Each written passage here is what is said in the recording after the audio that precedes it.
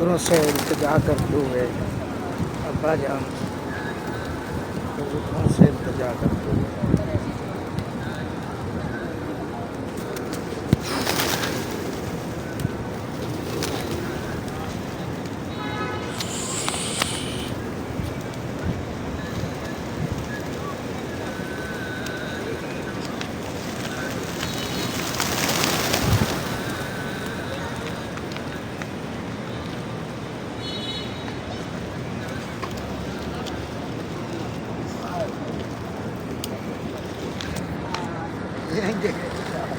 जी माशाल्लाह आप देख सकते हैं दाना डाल दिया गया